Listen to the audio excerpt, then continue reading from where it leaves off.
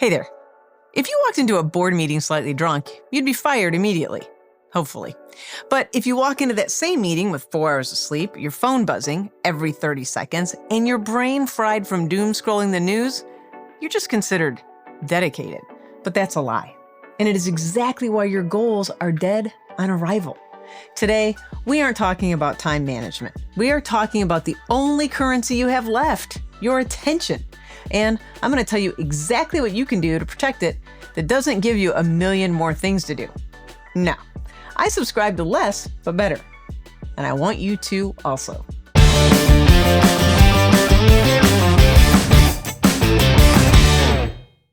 If it's the start to the new year for you, or you've decided just to scrap all your original plans and start over, I know you're already casting visions. And you've got the goals. You've got the quarterly targets, the KPIs, the big things planned.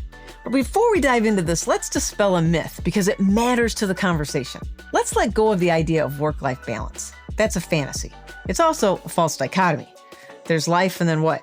Work sits on the other side of it? The opposite of life is death. And hopefully, your job isn't making you feel that way. But if it is, you're in the right place. Here's why that idea is a problem. If you're trying to slice your life into a perfect pie chart, stop. You're just creating more shame when the slices don't match. What we're actually after is what I call energy equity. Energy equity means your attention is aligned with your intention. When I'm working, my energy is there. When I'm with my family, my energy is there. I want my mind and my body in the same place at the same time. But right now, the modern world, the attention economy, is stealing that equity from you. So here's exactly how we steal it back. Number one, first let's talk about the digital moat, RSS feeds. Most leaders have way too much coming into their email inbox anyway. I use an RSS feed to read newsletters and blogs because it keeps all of that out of my inbox where I am wanting communication from people directly. It strips out the ads, the algorithms, and all the chaos. It turns doom scrolling into intentional reading. You control the input, not the other way around. Feedly is a great free option. I personally use the paid version of Readwise Reader because it also gives you a dedicated email address to subscribe to newsletters without them ever touching your actual inbox. I'm telling you, it is pure magic. And in more good news, you can actually turn the URLs from social media channels into RSS feeds too. This is what I do, so I can actually get the info from the people I want directly, without all the crap. Use RSS app to do that. It's free, you just have to register. I've also popped an affiliate link for you for Readwise in the description if you want to check that out.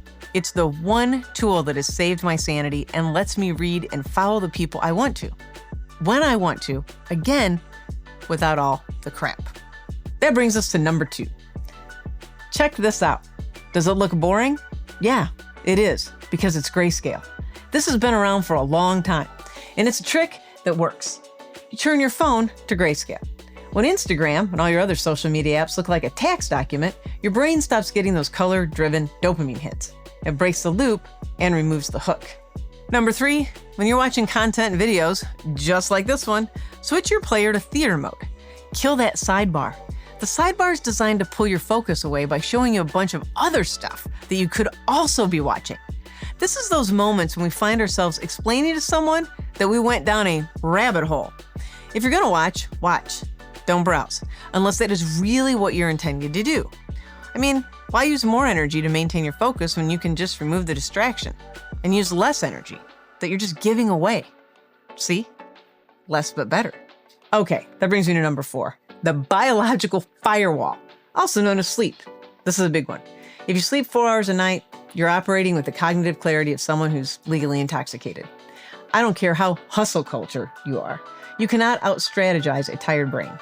Whenever I hear a leader brag about pulling an all-nighter, I think, note to self, do not ask them to make any major decisions today. They're functioning like an intoxicated person. Sleep is the backbone of a regulated nervous system. Protect it like your leadership depends on it, because it does. I want to leave you with something most leaders never hear. You're allowed to do less, but better. You're allowed to set something down. You're allowed to choose what gives you an exhale instead of a headache. This video on my channel, here in the Precision Leadership Lounge, is a permission slip to stop carrying pressure you were never meant to hold. And if you want to hit those big goals you've got planned, stop trying to manage your time and start protecting your attention and your energy. One small shift is enough. One small boundary is enough too. I'm cheering you on, and I hope to see you here with me every week in the Precision Leadership Lounge. You can also get my free guide, the Less But Better Playbook. This is where I take you through my 3 C's of how to do less but better. It's linked in the description for you too. In the meantime, happy thriving.